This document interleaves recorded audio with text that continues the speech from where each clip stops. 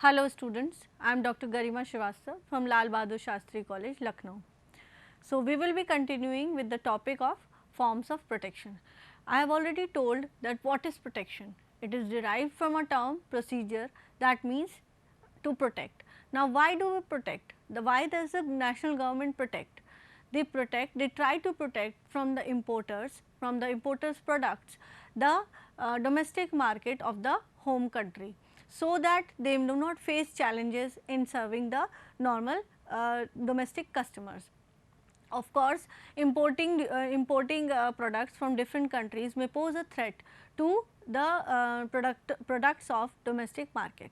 So, for protection of the domestic producers, domestic manufacturers, it is important to put up certain forms of protection that is being taken up by the government, so as to reduce the type of imported products into the domestic market. Now, I have already discussed about tariffs. Tariff was being discussed under the head of taxes. That means it means they are the different taxes which are imposed in different forms on the imported goods, so that the importers reduce a kind or quantity of product into the domestic market. Now, coming down to subsidies, it is a similar kind of payment that is being done by the central and the state government, so as to promote the growth of small scale industries, and you can also include medium scale industries. So, like we were taking taxes, we were imposing taxes on the imported products from the foreign markets, we need to boost up our domestic products also. Now, how can we do so? The larger companies in the domestic market will be able to do so with the help of their own capital, because they are large companies, large MNCs. So, they will be able to do so by they will be able to export their product, but the small scale industries cannot do so, because they have limited capital. So, for the purpose of giving a boost to the small and medium scale industries, the governments generally give a kind of subsidies. So, now we need to understand what are subsidies.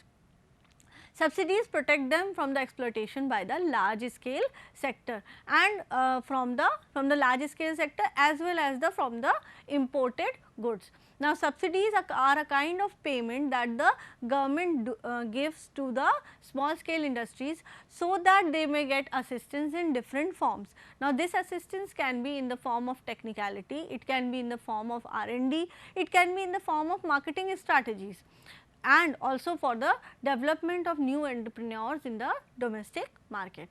So, these subsidies are being paid to the small scale industries. Now, here we need to understand, now who will be getting these subsidies, what is the actual criteria. There is a legal implication behind this. Then legal implication means it involves a large number of procedures, documentation, and a number of formalities, legalities are there to decide who will be getting the subsidies under the subsidies point. Among the various incentives and subsidies given to the small scale industries, following are the main. The first one, reservation. Now, as the name suggests, reserve, that means government reserves some kind of product to be manufactured by the small scale industries only. Why? Because if large scale industries will start manufacturing the same product, it will prepare the domestic market, domestic small scale industries for a competition. Now, this competition will not be, the small scale industries will not be able to face this competition posed by the large scale industry, because large scale industry will be able to give a large kind of input through capital, through labor, through different R&D, but small scale industries may not sustain it. The government has to reserve the production of certain item exclusively for the small scale sector, like you can say glass work. Glass work is exclusively limited to the small scale sector. You can get the byproducts made by them, and then you can make your own product, but the main basic raw material will be given by the small scale industry. preference in the government purchases. Sometimes governments make preferences in buying or procuring the raw material from the small scale industries. So, in that point they try to boost up the manufacturing from the small scale industries, like you can say disposable cups or plates. Now, government can give a preference to small scale industries, small and medium scale industries, so as to manufacture this disposable cups and plates. So, it will give a boost to that particular industry.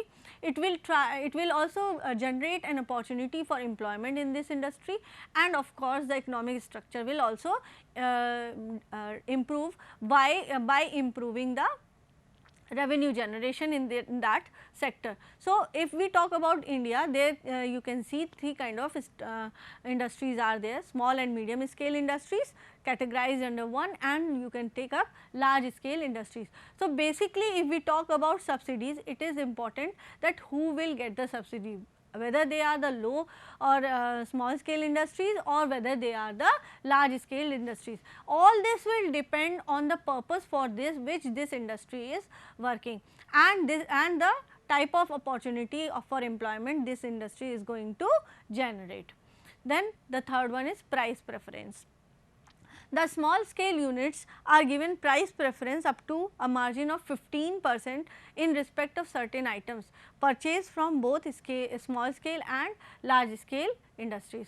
So, there is a price preference, that means small scale industries enjoy a benefit of price, they enjoy a benefit of somewhat higher price which is purchased by the government from the small scale industries as compared to the large scale industry. So, whatever these subsidies, whenever they are given as a measure so as to boost up the small scale industries flourishing in the country. Supply of raw material. So, this point has already been discussed under the preference of government purchases. Now, if we talk about preference of government purchases, government can purchase the raw material also and finished good also. So, for that purpose government has limited some items for the purchase of raw material till the finished good from the small scale industries only as compared to the large scale industry. Then certain kind of excise duties. In respect of small scale industries unit, excise duties concession are granted on both registered and unregistered units on the graded scale depending upon the production value. Now, there is a liberty being granted on the excise duty. Now, excise duties are being imposed when a product crosses the national border, that means when we try to export a product from the home country. So, these excise duties are levied there. So, therefore, to protect the domestic producers from the competition in the domestic market, as well as to encourage them to export their product in the foreign market, this excise duty liberty is being given. So, what do the government do by liberalizing this excise duty? They try to increase the type of exports on such products, like you can say the chikankari work on cloth which is very popular in UP. So, government gives a kind of relaxation in those excise duty. Why? Because excise duty is being implied by the government only. So, government gives this grant to on the excise duty. Similarly, it will give this kind of excise duty on small economic zones. Small economic zones or specific economic zones, special economic zones, SEZs we can say. So, these economic zones have been prepared to categorize the various small scale industries or the middle scale industries.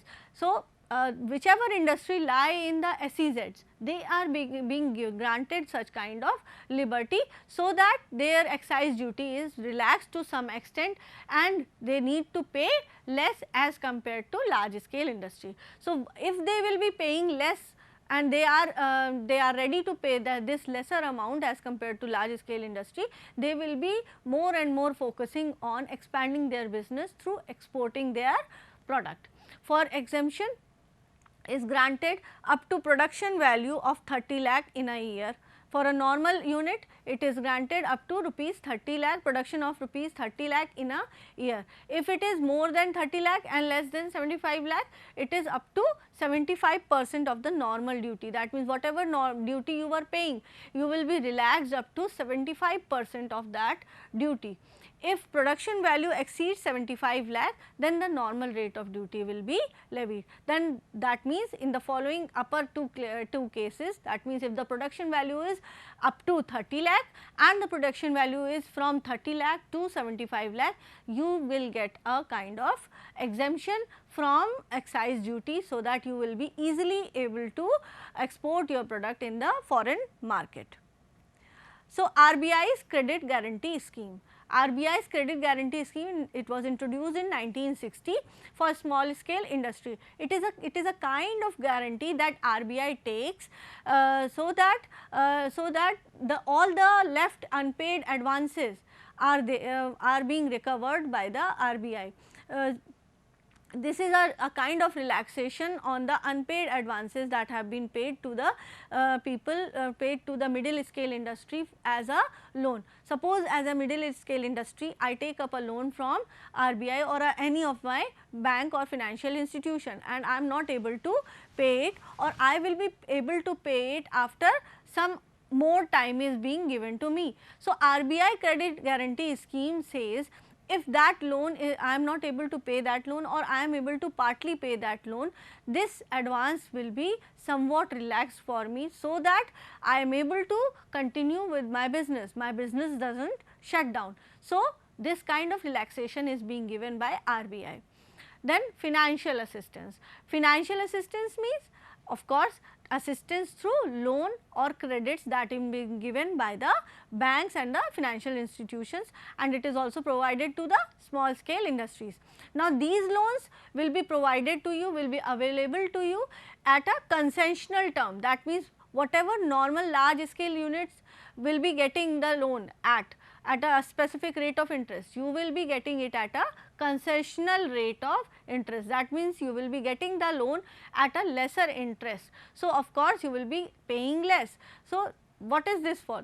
So as to encourage you to enter into a large business, so as to encourage you to expand the business and export your product.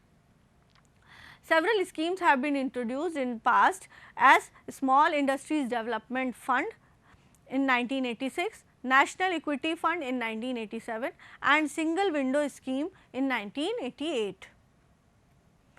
Apart from financial assistance, technical consultancy or technical assistance is also provided by the government. So, sometimes small scale industries lack R&D department, they lack research and development department, because it is a costly affair for the organization, and sometimes it is also there, if not R&D, some other technical assistance need to be there for the small scale industries to flourish, because there may be lesser experienced people, there may be lesser specialized people to run the business. So, the government provides technical assistance by specialized people in such organizations, in such small scale industries, so that these industries are able to cope up with the technical formalities, technical problems that it deals with. So, the Small Scale Industries Development Organization, through its network of service and branch institutes, provide technical consultancy services to the small scale units. Now, coming down to the next point, that is machinery on hire purchase system. Sometimes small scale industries are not able to purchase the machine for their manufacturing process, or if they are able to purchase the machine, they are not able to purchase the whole setup. Now, they have the scheme, they have the blueprint of their business, they are ready to run their business, but on this ground that they are not able to purchase this machine, they are not able to run the business. So, for that purpose, if you have sufficient information, if you have sufficient documentation, the government provides you with a certain scheme. National Small Industries Corporation arranges a supply of machinery on hire purchase basis. Now, hire purchase basis means you purchase the machinery on hire and you start paying smaller amounts in the form of equal monthly installments or some monthly installments the price of that particular machine. It includes ancillaries located in backward areas which qualify for investment subsidy. Now, the next one is the transport subsidy. This is provided for on the transport of your goods from one place to another. Suppose you are not able to arrange that as a small scale industry. So, transport subsidy scheme was introduced in 1971. It envisages grant for transport subsidy to small scale units in selected areas. Suppose you are you have set up your business in a very remote area where you are developing, where there are no developed road infrastructure is not there, or proper transport facility is not there, so that your finished raw material can move out of that particular place and reach the domestic market. So, for that purpose the government has granted certain kind of subsidies. So, subsidy to small and selected areas to extent of 75% of the transport cost of the goods. That means, whenever you are trying to export your product, now total transportation cost will be reduced, it will be subsidized to a certain extent, it may be up to 75% depending on the type of goods, depending on your turnover, how much you are able to pay. The government is going to pay this particular amount on the transportation of goods from your own country to that country. That means, all these are a kind of assistance, are a kind of incentive that government is paying to the small scale industries, so that they may flourish, so that they are encouraged to do more and more business, they may be able to expand and export their products in the foreign countries. So, there are a large number of small scale industries in India, which the products of which are in large demand in the other countries. So, if government of India undertakes to take export as a important important structure in the economy, then it provides certain kind of subsidies. So, if we talk about small scale industries, we have papad udyog, we have basket udyog, and then we have brasserie work. All these kind of industries are there in small scale industries, and some of the companies are being categorized under special economic zones, so that we are able to go for export in a easier manner. Training facility, government also provides training in certain fields. This is being done by Entrepreneurship Development Institute of India, so that small scale industries are able to develop themselves in various specialized fields, or they may be getting trainers in these specialized fields for running up their business processes easily. Then marketing assistance, sometimes small scale industries may need marketing assistance, they may need assistance from the government, where the people from specific marketing area come up and they explain the different strategies that can be taken up for the marketing of our product in the foreign country. District Industry Centers, DIC. Now, these centers are set up so as to arrange the package of assistances. That means, whenever you only have an idea and you do not have capital, or you do not have any other resources, the district industry center, they develop a package of assistance. That means, they can they develop assistance for credit, technical assistance, then and marketing assistance, transport subsidy. All these things are prepared by the DICs, and then DICs prepare this assistance project for you. So, this is being done for very small scale industries, where the people are illiterate or semi illiterate, where they are not able to develop their business plan, but they know how to manufacture a product. So, to develop such kind of industries, DICs come up. Now, we have discussed about subsidies. It was a kind of protection that the national government puts up on the various products, so that domestic products are being saved, or domestic producers are being saved from the competition that is being faced by the imported goods in the domestic market. Now, the third one in this same line is your import duties. Now, import duties we have already discussed in tariffs, but it has been taken on another head because import duties are imported. So, whenever we talk about importing a good from a foreign market into our own domestic market, we as government need to apply on these imported goods this kind of duty, that is called as import duties.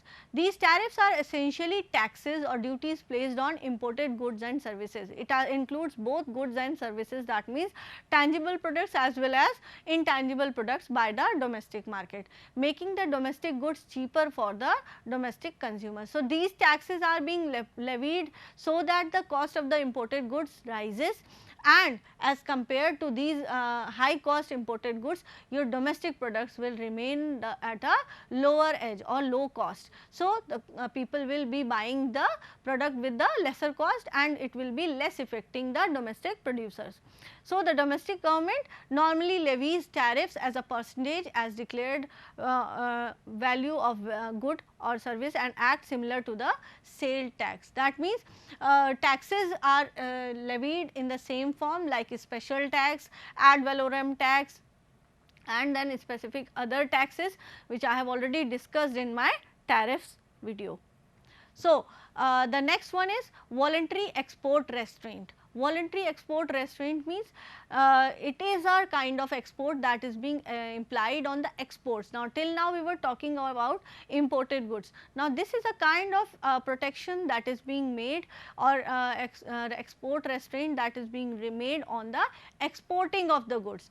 So, a voluntary export restraint, voluntary word should be underlined. That means, voluntary means by your own will. That means, it is a trade restriction on the quantity of good that an exporting country is allowed to export in another country. So, of course, exporting country will be allowed to export a certain quantity of product. So, this is called as voluntary export restraint. This limit is self imposed by the exporting country. Now, quotas were a form where government was restricting the quantity of a product from foreign market. Now, similarly, this is the opposite of quotas, where exporting country, that means your home country, is trying to limit the quantity of exports from the country.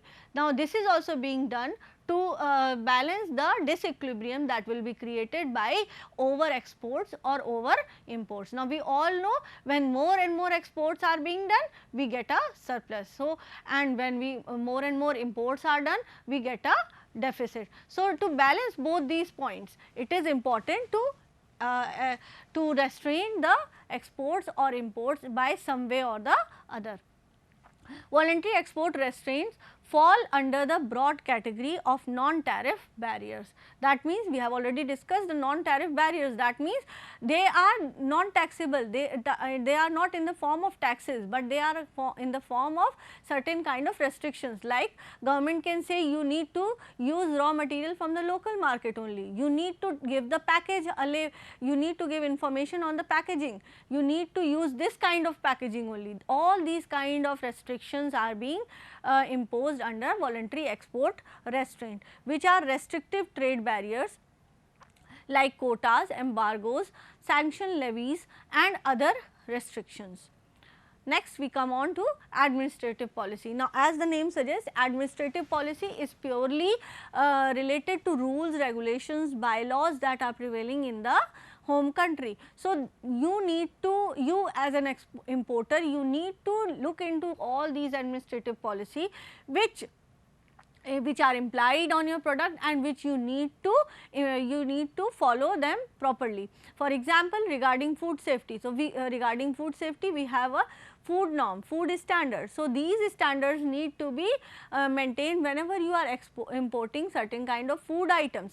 We are importing a large amount of food items such as frozen items. Now, frozen items, there need to be a label that when it is going to expire, under what circumstances it should be kept, what is the temperature at which it is frozen. All these should be labeled on the packaging of the product. Similarly, environmental standards. Now, environmental standards, your product if it reaches the home country, it should not affect the health of the consumer in any way, or it should not affect the ecology of the home country in any way. Electrical safety. So, if you are dealing with electrical appliances, all kinds of safety should be provided with your equipment. That means it should not earth, it should not catch fire, all these things, and pros and cons and precautions that need to be taken should be given on the label as a way to introduce barriers to imports.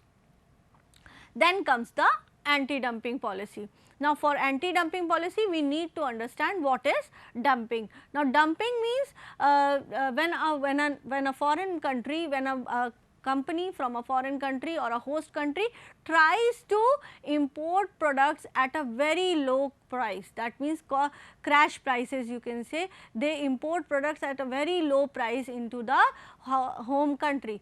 So, why do they do so? Because they have a surplus of this product in their own home country, and their domestic market, their own domestic market has exhausted its limit. Now, the people are no longer wanting this product. Why? Because maybe this product has got monotony, maybe this product is out of trend, maybe this product is of less quality. So, if it is no longer required in the local domestic market, the companies in the host country start importing it into the other countries where the people will buy this product, where the people will be willing to buy this product, and they have the pocket size because these kind of products have a very low price. So, anti-dumping policy is there for protection of local market for these dumped products. We call it as a dumped products because dumped products are almost of no quality, but the government do not stop this because they gain a kind of revenue by implying certain duties on these dumped products.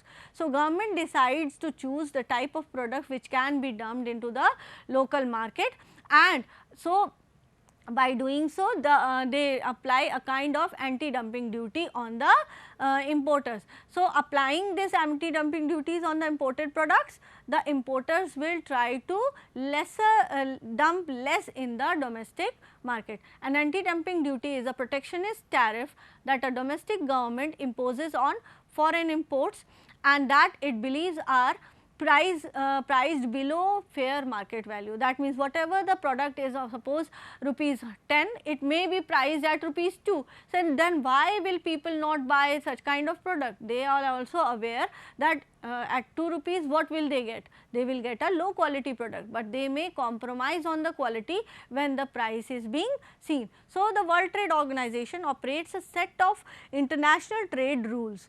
Part of the organization mandate is international regulation of anti-dumping measures.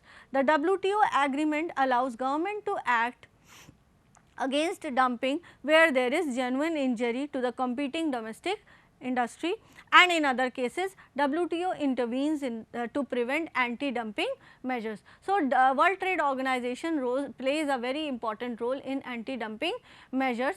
It allows the countries to impose taxes on dumped products so as to decrease, so as to prevent dumping into the country, and wherever it is possible the World Trade Organization also intervenes to prevent more and more dumping in the normal market. So, overall if we see, these are the particular forms of protection which are there to taken up by the government in the domestic market, and these are done to safeguard the interest of the local domestic producers so as to protect them from the competition that is being posed by the foreign companies. Thank you.